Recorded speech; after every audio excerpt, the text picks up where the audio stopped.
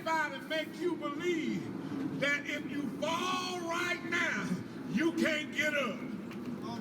Don't let nobody make you believe that you too old. Don't let nobody make you believe that where you are, it's too hard for God. You took your face pretty, I know I could probably run a pageant, baby. They say I'm attractive, I be feeling like a magnet, baby. I'm just young and ratchet, baby. Love it when you snack it, baby. If it ain't about money, cut it short, 20 brackets, baby. Bitch can't do like me. Bitch can't do like me. Woke up and I'm still in the lead. I know these hoes is mad. It's time for hoes to gag. This is part 2 to my Kelsey video. Here is Amanda. Y'all meet Amanda, born in 1995, and she passed away in 2021 at the tender age of 26. Though her life was brief, her story left a profound imprint on thousands who encountered her, who were able to view her story on YouTube. Amanda's struggle with addiction was documented in multiple videos and interviews on the Soft White Underbelly, which is a channel here on YouTube. Her first appearance, filmed on December 14th of 2019, marked the beginning of a deeply personal chronicle. One that captured not only the devastation of addiction, but also the fragile, persistent hope for recovery. Over the course of nearly 3 years, Mark, the creator of Soft White Underbelly, continued to document Amanda's life through intimate videography. What unfolded was not a simple narrative of downfall or redemption, but a raw and unfiltered exploration of a human condition: pain, resilience, relapse, courage, and the complicated path towards sobriety. Amanda's original interview was the moment that drew me in. This is when I really began to watch street interviews. This is when I found a deep concern, love, and appreciation for people who were open to telling their story. It sparked a deep interest in the human journey towards healing, the complex realities of addiction. Her story serves as both a sobering reminder of life's vulnerability and a testimony to the importance of compassion, understanding, and documentation. When we watch these interviews from the interviewers, we know limited information because we only know what they share with us. Sometimes this does not include an unedited version of the actual interview. These are very short snippets of their daily reality, the daily activities of someone who is in the throes of addiction, and an interviewer who may be more involved than what we know. In this next clip, Mark documents his desire to encourage Amanda to go to rehab, his efforts to help her.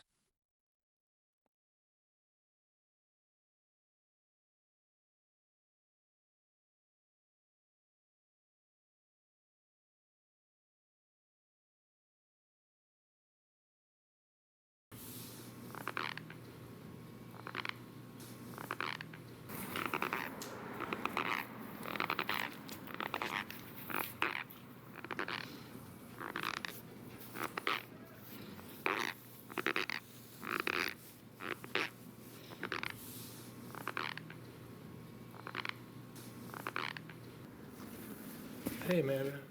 Hi, how you guys doing? In the aftermath of Amanda's passing, public reaction was swift and at times severe. Okay, many people directed blame towards Mark and the rehabilitation facility involved in her recovery.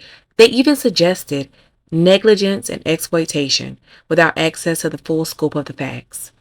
In moments of collective grief, it is often easier to assign responsibility than to sit with the complexity of addiction. Addiction is a disease that does not yield to simple explanations. I have noticed a broader cultural pattern in situations like this.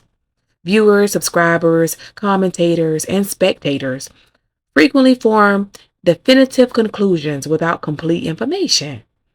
Narratives that shape rapidly, often fueled more by emotion than by evidence. While concern and accountability are valid and necessary components of public disclosure and discourse, reflective blame can overshadow nuisance and reality. It is important that we remain equally committed to supporting those who are suffering rather than engaging in victim shaming or public condemnation. Okay? Addiction is not a spectacle, and recovery is not a linear storyline designed for audience satisfaction. When we scrutinize interviews or attach our own interpretations to them, we must ask ourselves a difficult question, but a necessary question, y'all. Beyond criticism, what tangible action have we taken within our own communities or within the community on the internet that we are viewing to help those facing similar struggles? It is easy to analyze from a distance. It is far more challenging to participate constructively, to advocate, to volunteer, to support. Treatment initiates and initiatives of these interviewees to extend compassion. That's free. Compassion is free. If we moved enough to critique, if we're moved enough to critique, we should be moved enough to contribute. Period. I'm just saying. These are minority people just like us. Before we attach ourselves to narratives that may or may not reflect the full truth, we should pause and consider whether our response promotes healing or simply amplifies division. Amanda's stories deserve thoughtfulness, not reactionary judgment. There are so many Amandas on this internet. And Soft White Underbelly, and Real Right and Uncut, and on Atlanta Street Interviews. In the time of Amanda's death, so many individuals sought out official records, okay? And they looked at the medical examiner's cause of death. And according to public information available, her cause of death was listed as cardiac arrhythmia. A video circulating on YouTube also references this finding. While the terminology may sound clinical and detached, cardiac arrhythmia simply refers to the irregular heartbeat, something that can become life-threatening under certain conditions, right? What is often overlooked in public conversations? This is how things get twisted. What's often overlooked?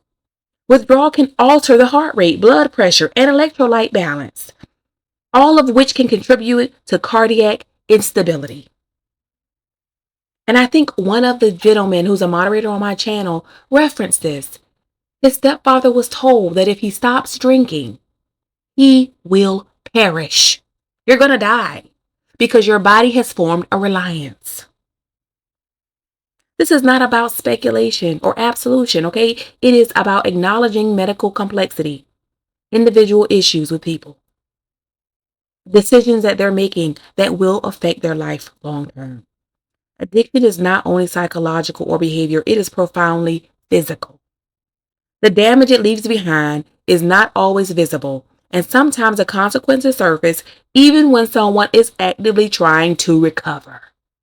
Reducing Amanda's death to simplified narrative of blame ignores the biological realities that so often accompany long-term addiction. If we truly want to honor any of the interviewees and their stories, then our conversations should reflect both compassion and informed awareness.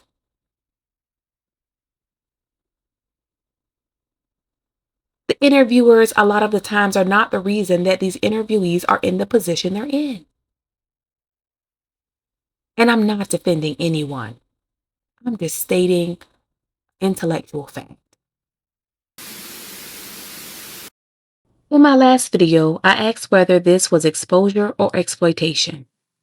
Today, I want to fairly address the other side because some people brought up an important point: choice. Yes, adults have the right to choose. Yes, consent matters. Yes, personal agency is real. However, choice and informed consent are not always the same thing. And ethical responsibility doesn't disappear just because someone agrees to be filmed. In this next segment, we'll watch an interaction between VC and Marley, who are frequently interviewed on Real Right and Uncut. In this clip, they speak with Ghost from It Real Right and Uncut about their ability to make informed decisions. Specifically, their decision to participate in interviews and share their stories publicly. This is a moment that speaks directly to focus and the ability to choose. All right, well, let me do a video. Let me do a video with them first. Like, bro, like y'all ain't gonna be screaming at me. Like, your mom wasn't really yelling at me. She was just act. Right, but I'm like, bro. All right. Yeah. That's what I be having to go through. Come on, you get in this video. All of us go through. All of us go through it. Who? Because all of us go through it with family. What I be doing? What I be doing? Call my mom. Tell her this and that. They don't understand. The fuck? They think we just run around just smoking crack and all that shit. They don't understand the plan. Nah, but your mom, I would just, I don't know. Crazy. I when she didn't know how the fuck me and you robbed. I thought you was used to it. Nah, I know. I talked to her a couple times on the phone, and I met her at the jail. Yeah, I told her she fake. But the overall, she ain't fake. Everybody got the overall talk. My mom told. She believes everything she hears. Somebody call my mom and say. My mom talk about paying all that, the same shit. So, and that she's over because I don't get no piece of crack. They don't understand. It's called my mama. No, that shit's stupid as hell. I told you I told him you had his back. It was just the wrong way. I said that she had your back. It came out the wrong way because my mama don't let her shut up just like me. But it's crazy because I never told her nothing like that. I said Ghost is the only one who I would have not been out of jail if it wasn't for Ghost and you. Right. I don't give a fuck who's in my life. I don't give a fuck. It's only props to them. She think I did something under the table for her. Yeah. Because I would have did it any other time to get the fuck out because she would get me out. Nah, I'm trying to tell her I ain't even get a video for that. Marta made me pay her. I paid more for that video when I got out of jail. She sees you multiple times, pay me money, and then she seen the video we was doing at the courthouse. So what makes you think I'm still doing videos with him if it's not beneficial to me? Right. Or I don't want to. Right. She might be mad because I was having her drivers all over here because it was like, who the fuck? Why would mama pick? You know what I'm saying? The whole thing is, man. Mama really fuck with BC, and I don't understand why she just did that. With BC? Yes. To be great. What she did? She said in the BC? Exactly. At what point does a person truly have the freedom to choose? When does an individual have the right to participate in something, even if the public disagrees, even if friends disapprove, and if family believes it's a mistake? Freedom of choice is one of the most fundamental principles in any society that values autonomy. Adults in general have the legal and moral right to make decisions about their own lives. That includes decisions that others may not understand, support, or agree with. Personal agency means that we are allowed to choose our own path, even when that path carries risk. But freedom is not just about legality. It's also about capacity. The person's capacity. For a choice to be meaningful, it must be informed. It requires awareness of consequences, the ability to reason through outcomes, and the absence of coercion. If someone understands what they are agreeing to, is it being manipulated? And has the cognitive ability to weigh their own options? Then that's a choice. Whether popular or controversial, it belongs to them. Disagreement from others does not automatically invalidate autonomy. Friends and family often respond from a place of love, fear, and protection. The public may respond from a place of opinion, morality, and cultural standards. But concern does not equal control. Slavery is over. These people have the right to make decisions. Care does not equal ownership. And discomfort does not erase someone's right to self-determination.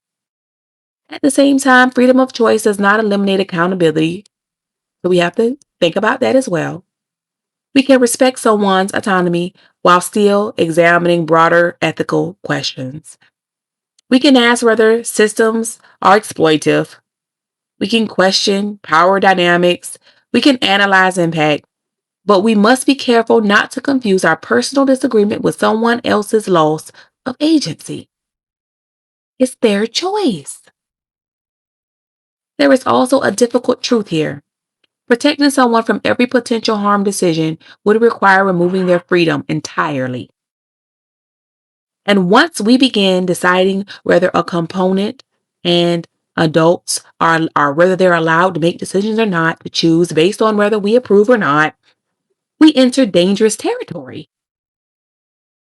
Perhaps the real line is this: a person has the freedom to participate when they are an adult, mentally capable, informed of risk, and free from coercion, even if the world around them would choose differently.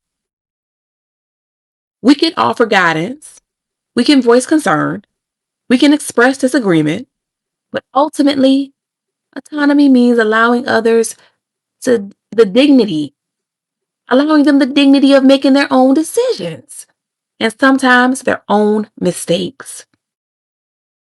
This does not differentiate. There is no indifference. This is respecting human agency, human rights. All these people that say that I'm exploiting drug addicts and all that. Yes, I'm sure there is a sense of exploitation in what I am doing, definitely. But it's also helping the person who is unloading their trauma, and it's also helping the people listening, and it's educating the world about the importance of being a good parent and how dangerous drugs can be and all of that. So I feel like I'm doing a lot of good, along with doing a little bit of exploitation of a drug addict. Before we assign blame or take sides, maybe we need to pause and ask a more fundamental question. How did we get here to begin with? 14 now. You turned 14 Yeah. since last time. You lead a crazy life for a 14-year-old. Do you have anybody in your life that's helping you out? I do this on my own. It's hard. I can't even imagine being a girl your age trying to figure life out on your own. Who? I mean, the reason I post these videos, especially with like underage girls, is to show people how bad things are, especially in the hood, where you don't like your family is broken, your mom's not really, you and your mom aren't seeing eye to eye. Your dad is certainly not helping out much. Sounds like. I also get, like, yesterday you emailed me saying you wanted to do an interview, and 2 hours later I get another email from a woman who claims to be an attorney who is helping out. You're her client. And I'll read some of the email. I am an attorney at Children's Law Center of California, a legal services organization representing abused and neglected children throughout California, including here in Los Angeles County. I am the appointed attorney for the child named Trophy in your YouTube video, blah, blah, blah. As the attached letter indicates, I'm requesting that you immediately remove access to the Trophy and 13-year-old prostitute interview Trophy videos on YouTube, blah, blah, blah. Okay, can I say my response real quick? Yeah, have you ever met this woman? No, I've never met that woman. I don't know who the fuck she is at all. Many people don't realize how deeply early experiences in life shape us. Research consistently shows that adverse childhood experiences, including neglect, physical, emotional, and sexual abuse can have long lasting effects on adult mental health. Behaviors and decisions can be influenced by those childhood traumas. Children who endure trauma are significantly higher risk for psychiatric disorders, substance abuse, risky behavior, and difficulties with relationships later on in life because their developing brains are responding to a chronic stress and harm from a young age. In some studies of adults who work in a pornographic industry or other forms of sexual exploitation, including prostitution, a high percentage reports histories of childhood trauma, including abuse and neglect, but they still have the freedom and the ability to make choices.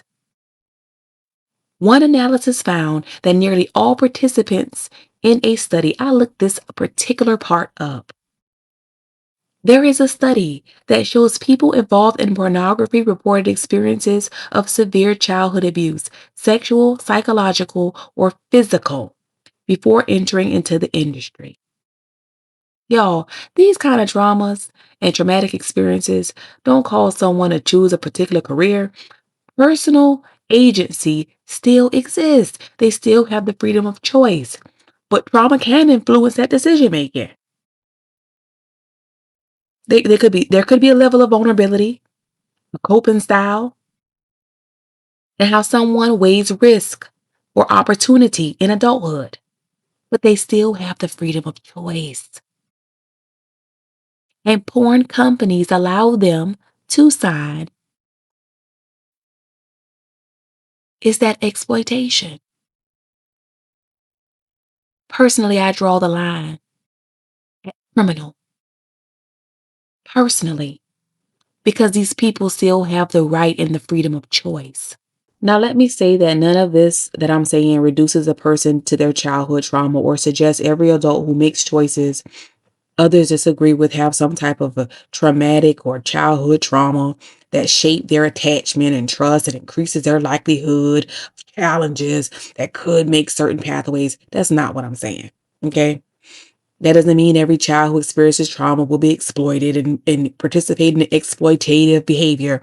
And that is why we cannot strip a person of their freedom of choice. Because we cannot speak to the influences for why these people are making some of the decisions they're making. We cannot strip them of their freedoms because we reduce them to a trauma or an experience or a decision.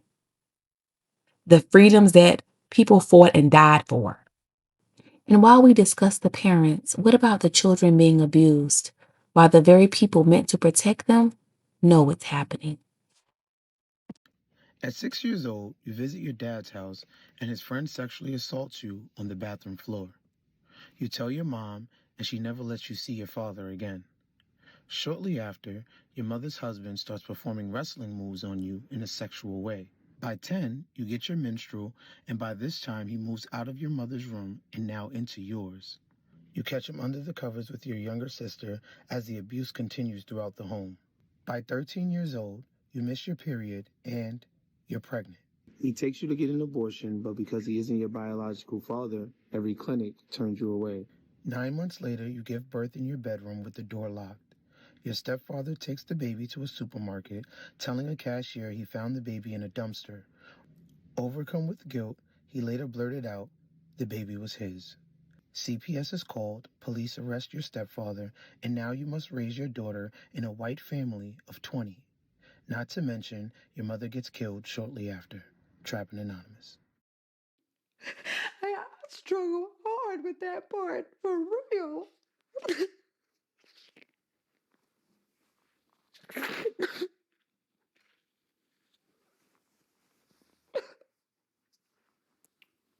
Take a minute. No, I'm gonna cry and keep pushing that shit out, bro, because that's why I'm here.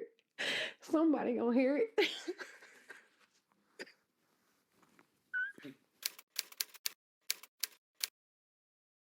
this is when she confirmed that she knew what was going on. So I'm trying to get out of the bathroom, and she's crushing and kicking the door, like with me in between the door, like smushing my stomach in the door frame.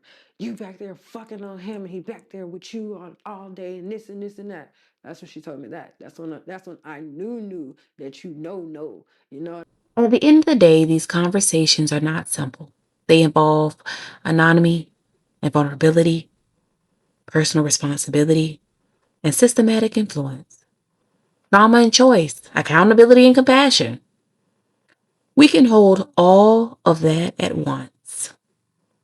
We can acknowledge that adults have agency while also recognizing that childhood experiences, cultural forces, and psychological wounds shape the decisions people make. Well, we can question systems without stripping individuals of dignity. We can disagree without dehumanizing. If there is anything to take away from this, it's this.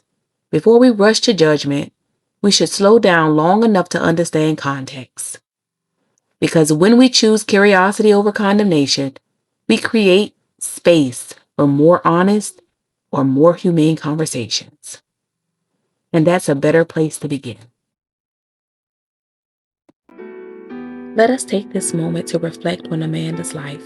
Let us honor her battle with addiction, not as a spectacle, but as a human struggle. Let us acknowledge her efforts towards sobriety, the strength it took to keep trying, and the peace she sought along the way. And now, may she rest in eternal peace. Her story is not just of hardship, it is of a reminder that kindness matters, that helping others matters, that being mindful of our words and our reactions matter. Even in moments of frustration, even when we disagree, even when emotions run high. And I also am guilty. Compassion does not mean we abandon discernment. It means we choose humanity first.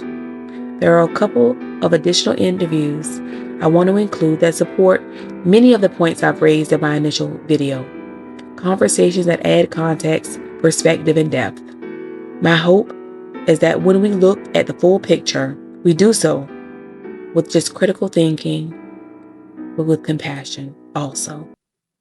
Because at the end of the day, and at the end of all of this, we are talking about human life, and that deserves care.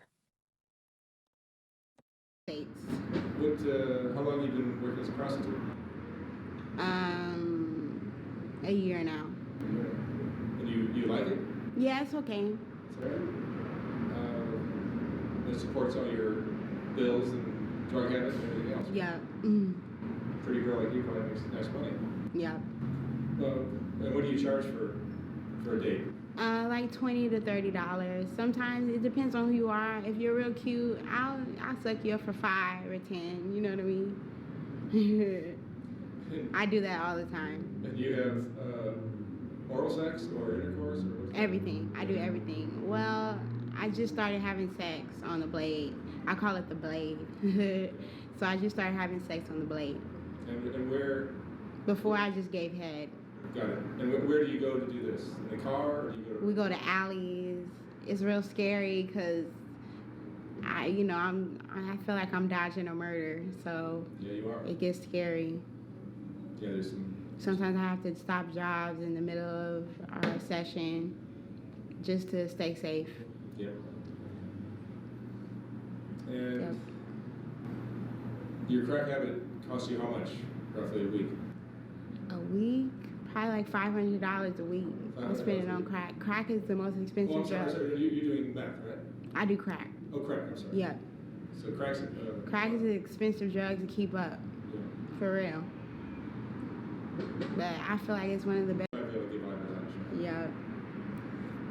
But recently the Sun unorthodox herself to me. Basically, she's giving me an ultimatum. I gotta get off crack or I'm gonna get murdered. Because I'm getting extra good horny from the government. So they patrol what I do. I'm sorry, say that again? I get extra good horny. So if you come to me in session with me and prostitute and help my business, you get extra horny. You get more hornier than you would with another prostitute. Really? Yeah. So they govern what I do. Who's Since they? the government. The government. Yeah, and the sun. And the sun. Yeah, the sun. The son of God. God. Yes. So the sun, and let me just get this straight. The sun and the government will make me extra horny if I have sex with you? Yes. What are you doing tonight? I'm just joking. Just joking. Yeah. That's interesting. I've never heard that before. Yeah. So she wants me to get off crack because it's too much. Who's she? Got to the point where I couldn't escape it mentally, so I had to be present for it. And it's so fucking hard to say. Yeah. The first orgasm I ever had was with my grandfather. And I guess I got so used to the fact that this was happening and it wasn't gonna stop that I got kind of numb to the horror of it all. And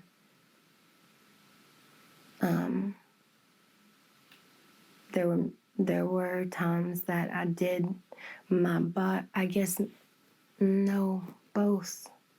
My body and my mind, I guess, liked what he was doing. And I hated myself for that. I think I still do. It was revolting and disgusting. And that's a wild thing, like, to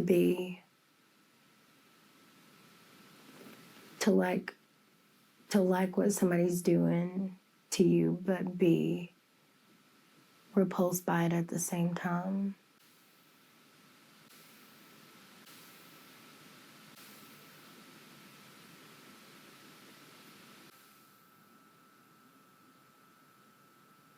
Fiend. So I can't, I don't think that it was appropriate. Of course, being an adult and seeing the things that I did and with the men that I did it with, that's completely inappropriate. Mm-hmm. So the age of consent is like, I can't really answer that. It's still inappropriate. Mm-hmm. And I don't want to make light of this issue because there's some people that have really been through some tragic things. Mm-hmm. Were you drunk? Were you high? Were you on drugs? Like, what, or was No, not this particular night. Right. No. Did you grow up insecure? I'm not really sure if insecurity had a big part in it because it was like I was always introduced to sex. It just seemed like I attracted sex or sexual advances and things like that. Decided to sneak out. You told me that. I made sure that I put on something that was extremely seductive, something that because my mama would be like, that's too tight on your behind, either you put something on long over it or you need to change your outfit. So I made sure that I found the most tightest outfit that I could find, tight on my breast, tight on my bottom, because I know that's what usually would attract guys to me. So that's what I did, and every night that I would go out, I would make sure I find like the sluttiest outfit that I could possibly find, just so I could have sex. And when it came to actual verbal interaction, were you telling them, hey, this is what I want to do? Or were you just sort of like, just inviting, I guess? I don't know how to say it. I mean, I just went with the flow. I wasn't going up to guys saying, hey, let's have sex. I wasn't doing that. It was just... The real trap Selena. Hey, face pretty, I could win her. Yeah, only want that. This is good to have. Face pretty, I know I could probably win a pageant, baby. They say I'm attractive, I be feeling like a magnet, baby. I'm just young and ratchet, baby. Love it when you snack it, baby. If it ain't about money, cut it short, 20 racks, baby. Bitch can't do like me. Hello? Bitch can't do like me. Hello? Woke up and feeling the lead. I know these hoes is mad. It's time for hoes to gag. I'm putting belt to ass. If a bitch will smoke with me, then we can link whenever. Let's do it. Till then I'm in my bed, just rub my feet together.